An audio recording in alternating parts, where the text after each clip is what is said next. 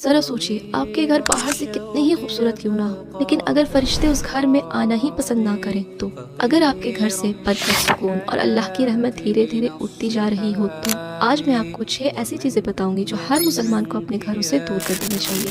First, ایسی تصویریں جو گھر کی روحانیت کو ختم کر دیتی ہے۔ دیواروں پر لٹکی ہوئی بڑی بڑی تصویریں اور مجسمے یعنی اسٹیچو صرف سجاوٹ نہیں ہوتے۔ احادیث میں آتا ہے کہ فرشتے اس گھر میں داخل نہیں ہوتے جہاں تصویریں اور بت موجود ہوں۔ اس لیے اپنے گھروں کو صرف خوبصورتی ہی نہیں بلکہ روحانی طور پر بھی پاک رکھیے۔ سیکنڈ، گھر میں نماز کا نہ ہونا۔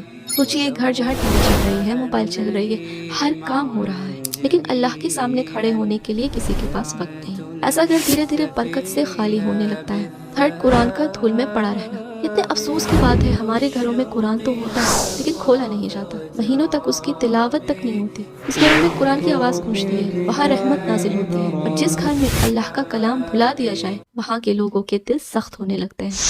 ہر وقت جھگڑے اور بدزبانی، چیخنا چلانا، ایک دوسرے کی توہین کرنا، ہر وقت ناراضگی میں رہنا، ساری چیزیں گھر کی سکون چھین لیتی ہے۔ فرشتے محبت اور صلح کو پسند کرتے ہیں، نفرت اور لڑائی کو بالکل بھی نہیں۔ ففتھ، کھلم کھلا گناہ۔ جب گھروں میں حرام چیزیں عام ہو جائے، اللہ کا ذکر کم اور گناہ زیادہ ہو جائے، شیاطین اور جن ایسے گھروں میں بسیرا کر لیتے ہیں اور فرشتے ایسے گھروں میں داخل نہیں ہوتے۔ سکس، اللہ کا ذکر نہ کرنا۔ سبحان اللہ، الحمدللہ، اللہ اکبر، یہ صرف الفاظ نہیں، رحمت کا دروازہ ہے۔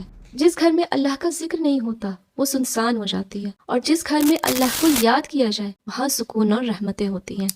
یاد رکھیے، فرشتے پیسہ دیکھ کر نہیں آتے، بڑے گھر دیکھ کر نہیں آتے، خوبصورت فرنیچر دیکھ کر نہیں آتے، بلکہ فرشتے تو اسی گھر میں آتے ہیں جہاں اللہ کو یاد کیا جاتا ہے، جہاں نمازیں ہوتی ہیں، قرآن کی تلاوت ہوتی ہے، جہاں محبت اور حیا زندہ ہوتی ہے۔